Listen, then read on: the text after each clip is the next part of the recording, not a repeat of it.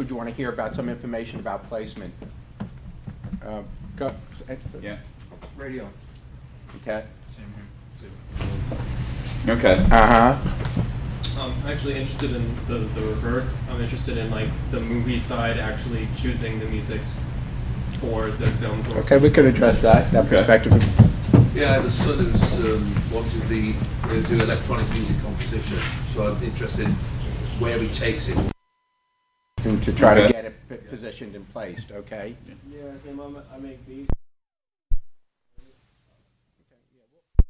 We can get everyone give their general perspective about placement, and then we'll drill down about, if you're an artist and how to move up into the placement area. All right, so I can do this probably in about 2 minutes as far as this general where we've come, kind of where we were and where we've come. So when we started to focus on film and TV placement heavily back in '98, there were kind of, speak generally, there were essentially 3 tiers sort of actually I may even say 4 tiers of licensing, but the highest obviously is major label artists and major publishers, well-known songs, well-known artists. Then below that there was this tier of kind of the indie labels where maybe they're distributed by a major, but they kind of lived in their own tier as far as fees go. Then there were kind of the true independent artists, unsigned, that really didn't start getting focused on as far as a viable kind of alternative to using some of these first tiers of acts until late 90s, early 2000. And then the bottom was the music libraries, which have always sort of occupied the lowest fee level of things. And then I'd say until take that period of time up to like 2006, 2007, when the music business kind of started its decline in the sense of the physical sales of CDs. All the corporations that depend on all of this money and sales and whatnot, they had to start to make up their sales and to meet their bottom lines in other areas. So as the physical CDs started to decline, whereas the major labels were generally inflexible as far as when a film, TV, or commercial wanted to use their song, they would, kind of hold hard with leverage, and especially if it was a known artist and a known song. It's a separate thing when you're trying to break an artist. But, the fees were a lot higher, you had leverage and all of this. But then, like those of us that were operating more in the independent space, as that time marched on, the major labels all of a sudden had to become flexible, and they had to lower their fees. And so now, these last couple of years in particular, where each tier kind of, its only competition was within its own tier, now it's kind of just like one massive sea of music that the poor music supervisors, whose job it is to sift through all of this and deal with it, Inundated. They absolutely I mean, some of these guys are friends of mine that do the supervisors. I mean, they are literally getting hundreds of CDs a week, and they have people on their staff who have to just literally open the packages and rip it and sift through it and decide if they want to keep it. And that doesn't even include all of the you send it and other digital download links that everyone is sending now these days. There's some music supervisors who don't even want physical CDs anymore. They only want digital. There are some that want both. I mean, it's utter chaos. And we, as we pitch, we are literally competing with the major labels now more than we ever have before. So it's dare I say, fairly cutthroat. And we can probably get into some of that aspect of it. Yeah, and as we go through in the general explanations, if any of you have questions, if you don't understand certain terminology, what we're talking about, certain industry aspects that you need for it, raise your hand even as we're going through certain explanations, and we'll drill down and explain certain the areas and what we're using in terms of stuff. But go, Bob, and then I want to speak to some of Michael's points. It's interesting. I come from a radio promotion background, many years, and what was always great about radio promotion, it was a very orderly process. I ran promotion departments, Geffen Records, Island Records, Charisma, a lot of major, big giant records, And it was always very organized. We scheduled records, we put singles out, it was a very orderly thing. We'd go to radio, this was the game plan. And as radio has tightened up and there's less opportunities, and we saw the impact of what music placements could do for bands, whether it's TV, movies, commercials, that world of the music, the people who work, the music supervisors, those people have really grown in stature in our business. But unlike the radio promotion, it is a free-for-all out there. Because in radio, we could go to these guys and go, here's the new single. When I was at Island Records, we had U2. We're going to release 4 singles in this order. It's very, orderly. Music supervision, it's just a free-for-all out there. And like you say, the music is just thrown out there. And the other difficult thing with the music supervision and what these music supervisors have to look for is the music has to fit a specific commercial, scene in a movie, scene in a television show or whatever, and sometimes those are last minute decisions, and then it's hard to kind of come back in and take advantage of that exposure that you're going to get. That's very true. And I just want to give 2 quick examples, and then I'll be quiet for a minute. 2 projects that I worked on, because I always think it's good to give an example of how this thing can work. My partner and I were working a record by Michael Fronte and Spearhead called Say Hey, I Love You. And we were doing very well with the project. We were working it for Epitaph Records, and the record was developing a radio story. And really unbeknownst to us, we found out the day after it happened, the song was used in an episode of Weeds. They had a flash mob sequence, and the flash mob, they all got up and danced to Say Hey, I Love You.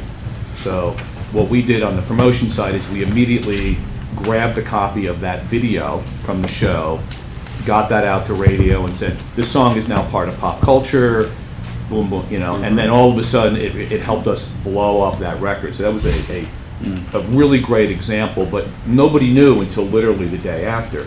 Now, one other example is my partner and I also worked a record called The Big Bang by Rock Mafia. And we were doing very well with that on the radio side of things, and we were pitching the video to VH1, and my partner was up there one day, and he saw one of the music supervisors in the hall who does one of the shows there and said, check out this record. And a week later we got a call. So we did have the advantage of knowing this was going to happen, and they picked up the song to be the theme song for Mob Wives. And we went from selling about 2,000 downloads a week to about 10,000 after the first show, and it ended up that drove that record from selling about 150,000 downloads to 500,000. So just 2 examples of the power of it, but also the unpredictability sometimes of it, and then sometimes you're lucky enough to know that it's going to happen, and then you can take advantage of it. Right, great. From an artist perspective. Yeah, from a creative perspective, if you're the one creating the music, like Michael said, music supervisors, they get hundreds of CDs, so you have to find a way to separate yourself from everybody else. So how is it that you get your music to the music supervisor or to the people who can actually get your music into these shows, into these films, into these and onto television without going the usual routes? And that's where I come in at, because with me and the way I do my production, I mainly focus on the music side of things, but also film is a quick outlet to get paid, because we all know that even though we may have a passion for music, music doesn't pay, and the paycheck isn't as steady as it is when you're working in film. And the way I've gotten a lot of my music placed on the projects that I've had them placed on is basically, like I said, I do a lot of post-production work. So if I'm on a show, or if I'm on, or if I know a lot of people, connections is very important in this industry. If you have a lot of connections, you'll get your next gig pretty much, I recently worked on a show where me and my production partner, we got 2 of our songs as scores on that actual show. So the way it went about was that we were doing the actual post-production. I was the supervising sound editor, so that meant that I was overseeing all of the elements of the post-production. So the actual music that they had just wasn't good enough. So she asked did we have anything that was good enough for her vision. Pretty much, she explained her vision. We sat down, we went over it, and she told us exactly what she wanted. We were able to create something for her that just was what she was looking for, and that's how a lot of the work that I've actually gotten placed onto a lot of short films and things like that, because at the end of the day, you really can't, even though we want to reach for the high paying gigs, we have to settle for what we can get to get the credit, whether it's paying or not. Credit is more important than anything these days to me, because when you can show somebody that, hey, I've worked on this, and this, and you have people who can vouch for you, you may not have the paycheck to back it up, but you have the credit to back it up, and they have something to go to and say, hey, I've listened to your stuff, it's good, let me actually pay you for something this time.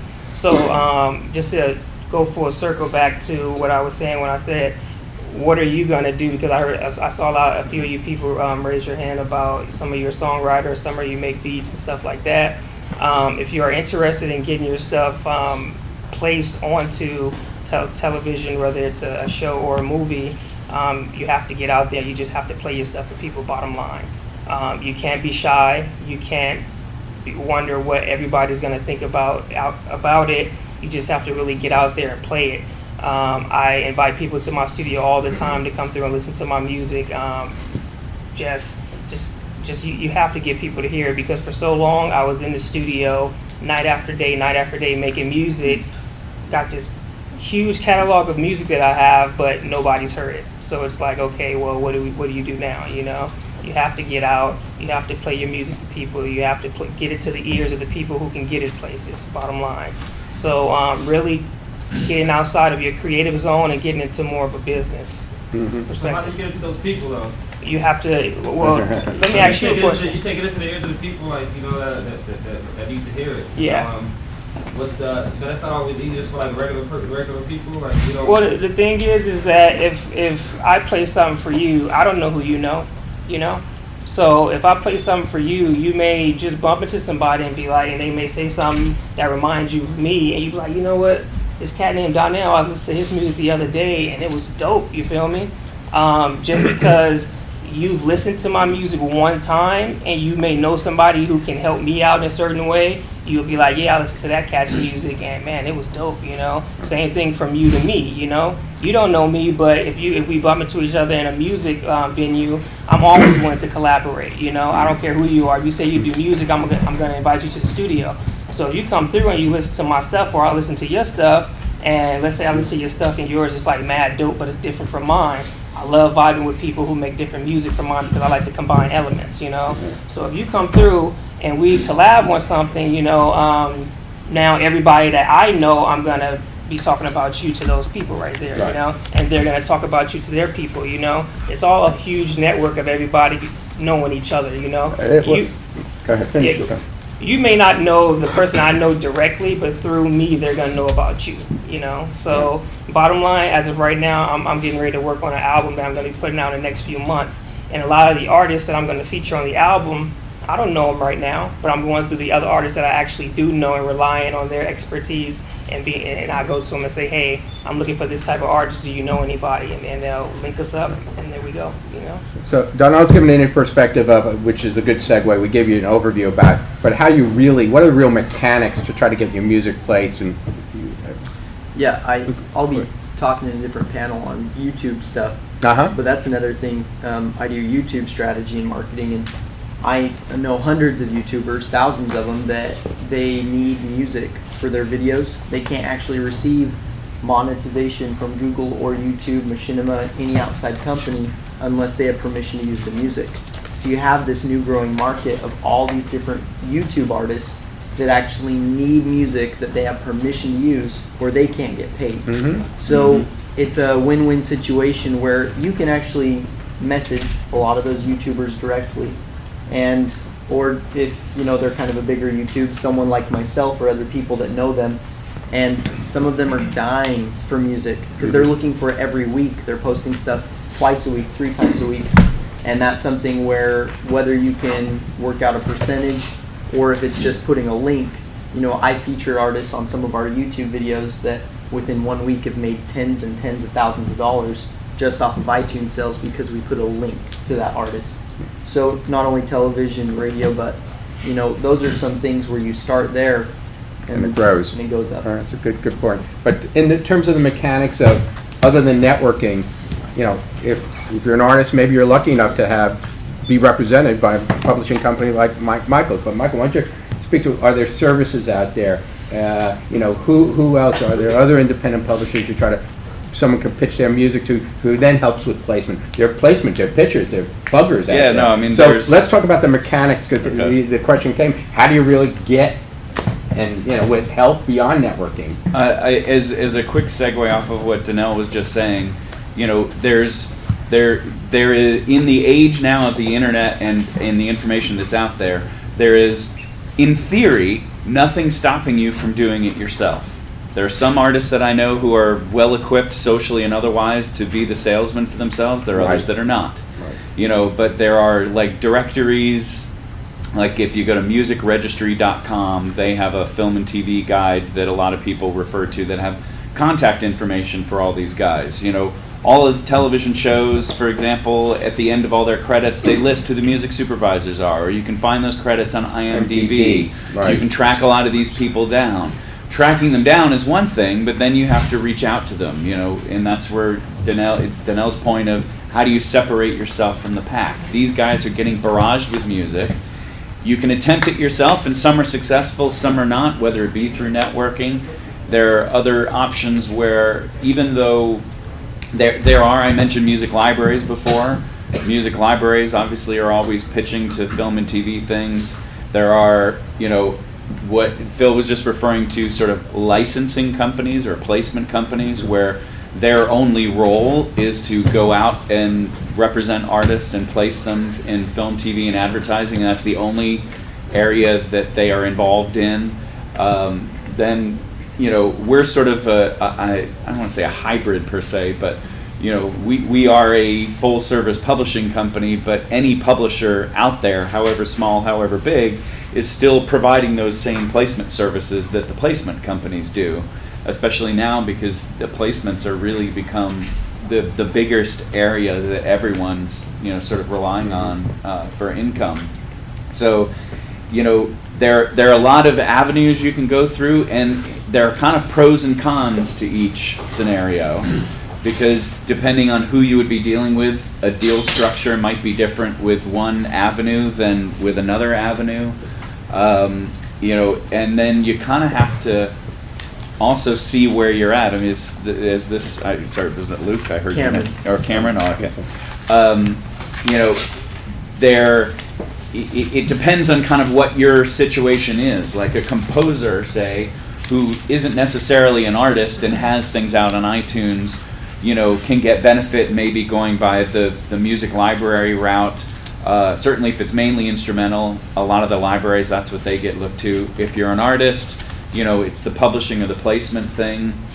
But it is an absolute factor of, are you on iTunes and can you get the link, and all of those things become negotiating points when you sort of go to get a placement of, if you're an artist and you have things out there on iTunes, sometimes you can get a greater value by getting that link or that credit as opposed to the full fee that you might otherwise, sort of get. As you negotiate a deal for a placement, you trade off on the exposure Yeah, versus so- the revenue. I guess how specific, other than mechanics, do we want to get into? I don't know. Well, go ahead. I And just then wanted we'll to- take some questions. I just Go ahead. wanted to elaborate, just from now some practical advice. I think Michael's given you some great ideas of who you can go to.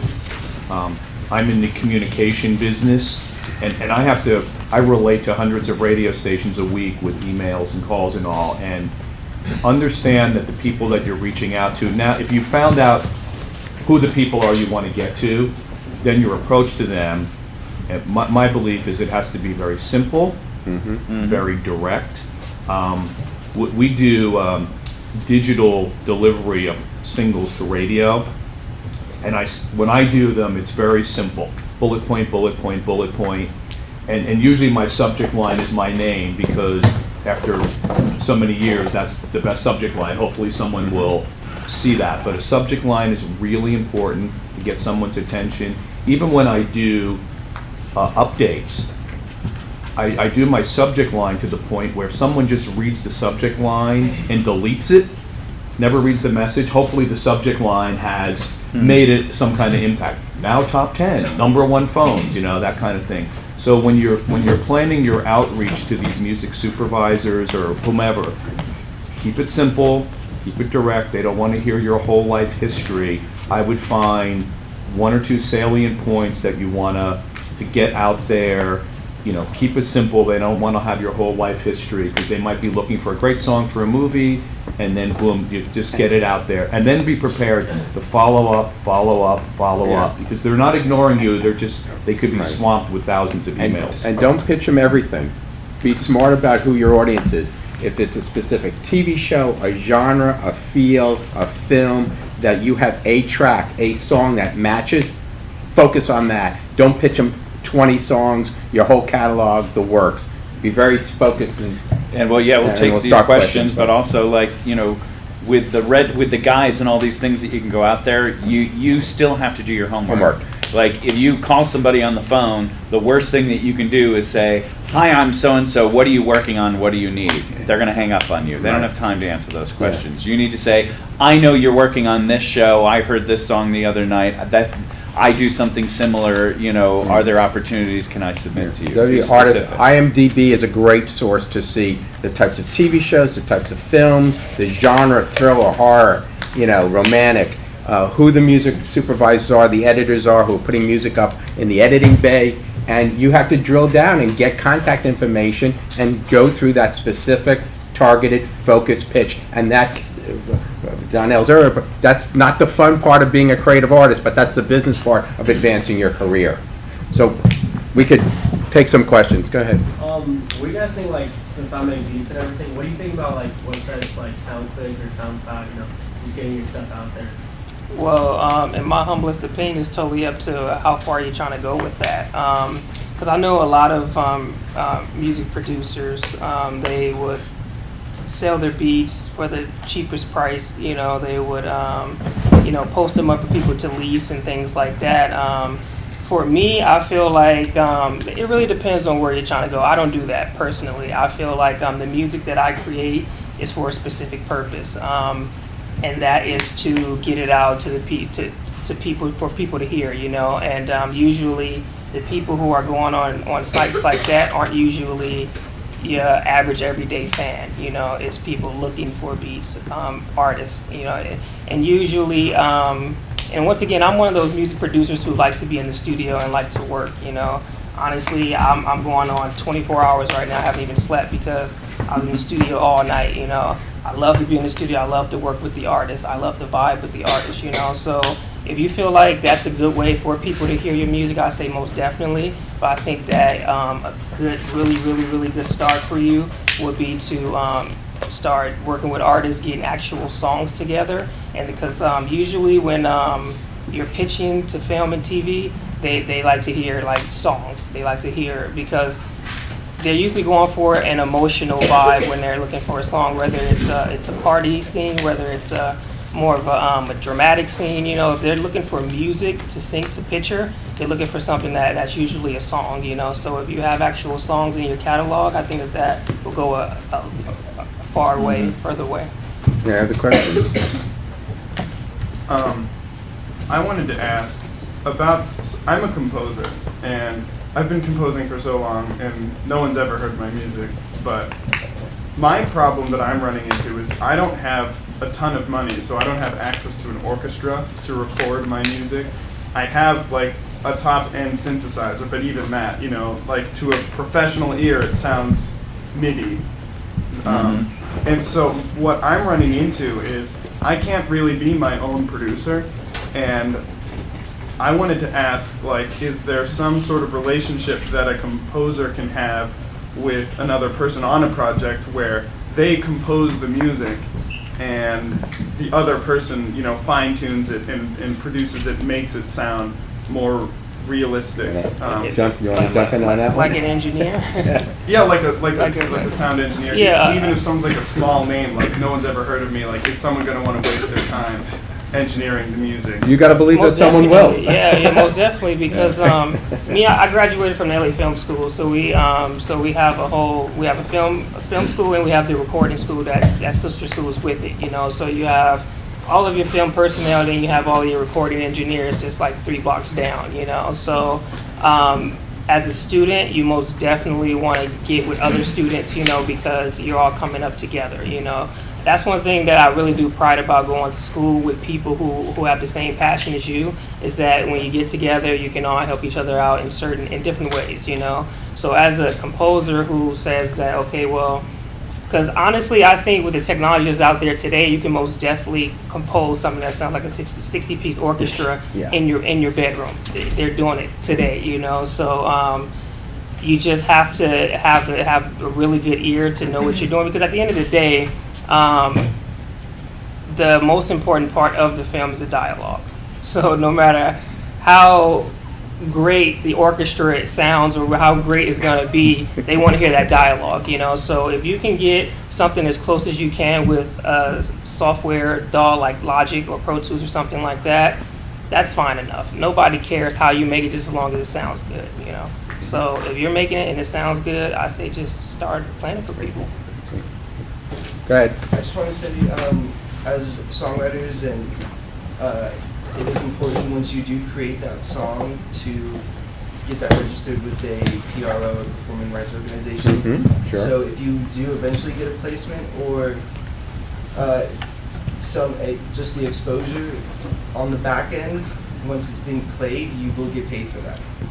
You'll get performance royalties and Drill down on that. depending if it's a background performance. But Yeah, no, good point. Absolutely, it's a basic 1, 2, 3 step. You want to give a 1, 2. Well, what's your question? Because that's No, it's just in response to that. I produce 3D animated feature films. I work with a lot of different composers, and we also solicit a lot of songs.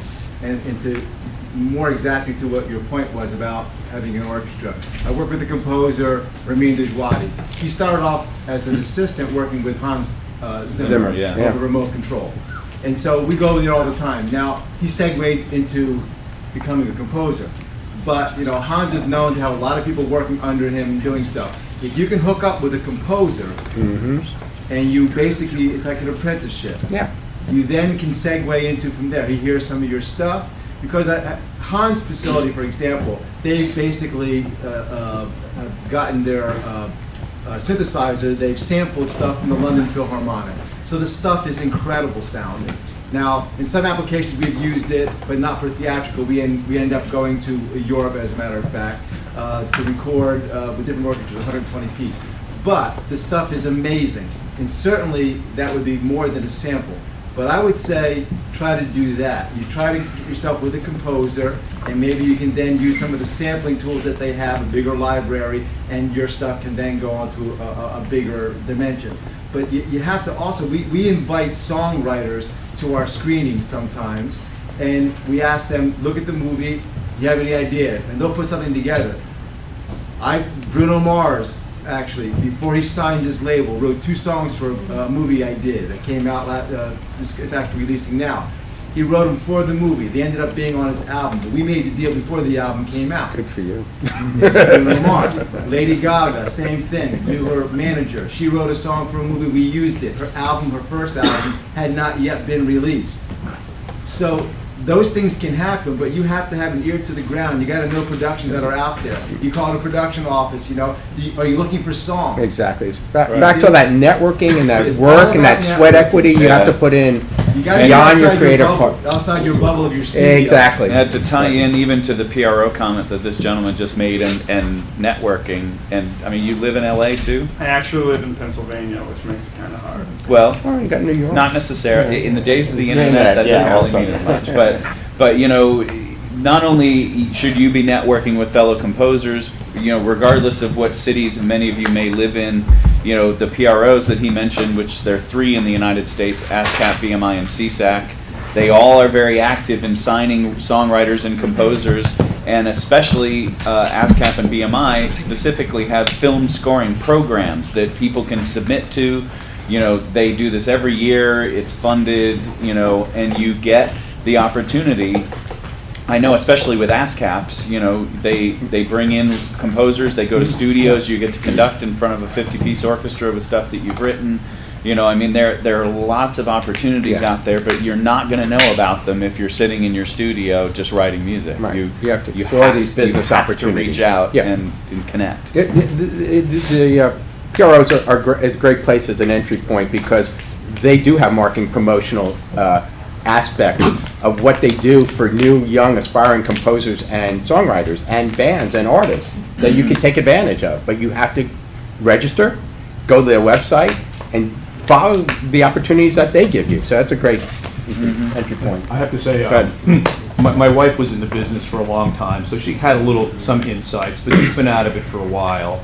But she was managing a young artist, no history, nothing, just had a few songs, and Bill knows her, she's kind of relentless, but she just like woke up one day and said, I'm gonna get him signed to one of the PROs, and actually got ASCAP and BMI literally in a bidding war for this guy over like 3 or 4 songs, and she had meetings, and I think he signed with BMI, and then they had all these programs for him as a songwriter. So it doesn't have to be like, oh my God, those big companies and they're only looking for a certain level. I mean, she just took some kid, wrote a couple of songs, and was just relentless and called people and sent the music and followed up and got him signed. So it can happen. Do that. Is that? Yeah. That sounds good. That's the way to do it. Yeah, that works, right.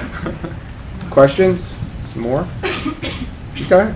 Yeah, I'm just listening, with regard to product placement, it seems everybody's having to do this themselves. The days of getting an agent to do this for you so you can concentrate on your product, is that a thing of the past? Donnell first from his perspective, then I'll give you mine. Because you know, from an independent perspective, we would all love that. As creators, we are most comfortable when we're creating. You know, it's hard to step out of the creative zone and get into the business zone. Like for example, with this album I'm working on, I have to do the creative, the image, and the business. You know, and it's tough because there's a lot of weight on one person's shoulders. But on an independent level, here's the thing we're finding. You say an agent, but and where I come from, it would be a manager who would do this, all these things for me. The big time managers who can actually do. Everybody in LA is a manager for one. You know, you meet a ton of people. You play them your music, and they say, "Yo, I want to manage you." You know, but at the end of the day, there's certain criteria that a manager have to efficiently manage someone like me. You know, so. For the manager that I'm looking for, it's a catch-22. Well, you have to have a big hit for me to want to manage you, you know, but then again, it's like, how do I get a big hit without the manager, you know? And that's why I have to come up with my own business plan on how I do that, you know, which is what I'm working on now with this album and everything, making sure that I get the hottest independent artists on my album, so when people start to listen to it, they be like, yo, this competes with what's out there right now. That's at the end of the day, that's what they're looking for, what competes, you know, because you can create something that competes at an independent level with the majors. Then you'll get a manager or an agent or a rep. Bluntly put, with your agent question, it comes down to one thing: money.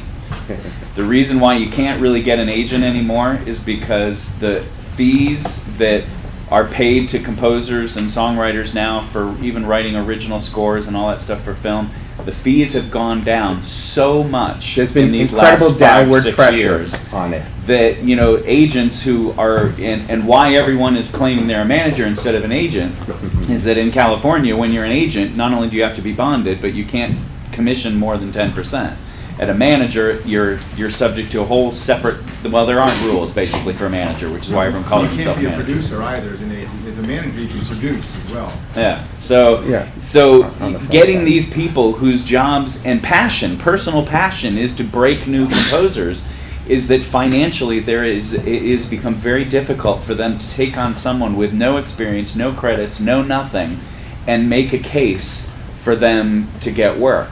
So, you know, yes, there are exceptions, but you kind of have to do what Donnell is doing. Every avenue that you can get to, you create the credits, you create a buzz, you're going to have all the agents wanting to sort of be involved with you, because then there's a story and there's a credit and there's money, and then they can leverage that. I mean, all the marketing guys and stuff that Bob does. You need something to feed your story so that To you get can the attention. build that. So, in other words, once you're successful, everybody wants to ride on your Well, coattails. listen, it's that fine gray area of getting successful enough to get members of your team. I'm managing a young band right now, and I've been through this for 35 years from all angles. I've in labels managed before. You know, I've got a very talented young band. We've got certain aspects and components of their career that are moving forward. We're self-financed. I could use the partners, a publisher, placement person, a record label, an agency, but they all want to see either your songs and your product is good enough. They want to hear some buzz. They want to see some internet activity. But at a point, you're doing most of it so you could say, once you're successful, who needs them? Yeah. But at a point, you know, there's a middle ground that I think we all have to, you know, do the work, you know, and get things going and believe that the product is good enough. You're going to get the just attention. can't prepare for what might happen. Right. You know, I mean, you know, there's like, for those of you that may know Ingrid Michaelson or know of Ingrid Michaelson, you know, no one knew the hell she was. She was discovered on MySpace. She got 2 high-profile placements in Grey's Anatomy and an Old Navy commercial, and all of a sudden, it broke her as an artist. She's managed by a woman here in LA, and she owns all of her own masters, and she owns her publishing. She's only ever licensed everything. Right. You know, same with Gautier, that you can't even turn on the radio and not hear somebody that I used to know. I talked to a band from Australia about a month ago who is modeling their career after Gautier, because Gautier was turned down by every single label in Australia. They wanted nothing to do with him. So Gautier and his manager said, we're putting this out themselves and build up the story in Australia. That song and everything has exploded, and he's licensed the record all over the world.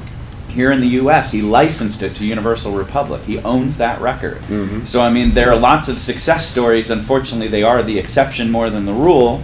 But everybody's situation is different, and you need to be open to every opportunity, because you don't know which door is going to open. And they still do happen. You just have to be out there and try to, you know, and give yourself that opportunity. As much as we talk about, you know, the situation with the industry, how tough placements are, the downward pressure on the fees, because now TV shows and films know that everyone wants placement, so they're not giving much fees. Bands want exposure. You just have to put yourself in that position for things to happen, because you never know when it's going to be the next day that they are going to happen. I'll tell you a story, but I'll take the question and we'll finish up. Would you say, I mean, Go ahead. because of the internet having given more opportunity to artists across the spectrum, you can see it, but it's also, there's a quantifiable aspect to it, right? How many hits do you have? So, Sure. So it's a plus and a minus, right? I mean, do you still feel that the internet is a way to really get to the next level? Obviously, you get exposure, but it could be the Like other story, everything, too. like everything else, it's one of many components. Yeah. Online social media, if you got a track that's lucky enough and you could get radio play, a placement, live touring, how great can you kill people live? If you're talking about it as an artist, it's a mix of many, and you never know which of those areas are going to be the one that triggers your career and makes it go. The thing with the internet, and I've said it on every level, it's a blessing and a curse. It's a blessing because it kind of levels the playing field. The curse is the playing field is everybody now. So, you know, in the old days that Phil and I grew up with, and certainly, you know, the record companies, you know, we funnel things to the small group of gatekeepers, and it was a lot easier back then. You got to program directors, you got to key writers, you got to, you know, there was publicists and all. Now the world is open to everybody, so the competition is even more fierce than ever. I mean, I get pitched on projects all week long, and it's like, you know, we have 100,000 views on YouTube, we're on iTunes and all that, and I go, well, that's great, but so is everybody else. So what makes it special? So there's the good news, because you can find all this information and you can find people, but your competitive landscape is going to be a lot more difficult because you're competing with everybody. It's like, it's like the iTunes store. You know, it used to be great. You went into Tower Records, it was finite. You walked in there, and in a couple of hours, you could see everything. You go to the iTunes store, it's forever. So it makes it more difficult. You know, when you went to Tower, you said, I'm going to go get the new David Bowie album. Yeah. There it was on iTunes. It's Yeah, endless. Spotify's got 15 million tracks worldwide now.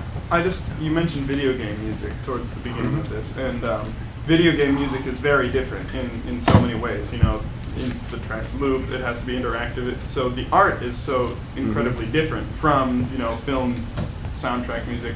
How is video game music getting into that industry? Is it different? Is the approach to getting exposure in that? You want to take it? And we're going to have to wrap up in a couple minutes. Yeah, I mean, it's, you know, I mean, here's the it is a great opportunity, but it's also, you know, it comes down to networking and connections and how do you get there. There are a lot of composers who specialize in that, and it's incredibly complex, and like as you were alluding to, totally different world than scoring a film or a television show, because you're scoring an interactive experience that it's kind of like, you know, the route is always changing, you know, or a choose your own adventure kind of thing. It's hard. It's a lot of moving parts.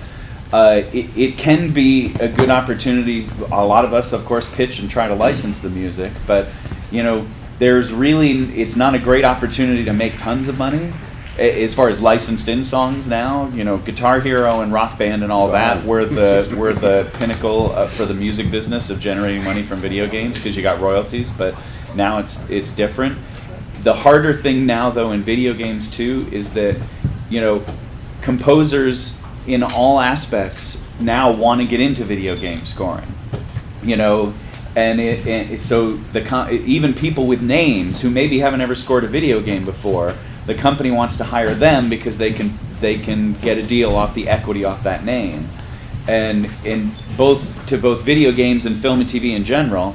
Ever since Trent Reznor walked up on stage and won his Academy Award, every songwriter, you know, and their brother wants to score films now. So, you know, it's kind of like it's coming from all angles from everybody, and it's a free for all. It's a fun free for all. Yeah. I'm not trying to be down and negative, but it's incredibly difficult. Also, just real quick, we did videos for Assassin's Creed, and also today we're releasing one for Far Cry 3. We got hired by Ubisoft, video game company, to do a YouTube video, a live YouTube video, and also like Freddie W. Those guys I've done a few videos with Freddie W. and stuff. They get hired by video game companies, and once again with the music, they need video game music to go with their video.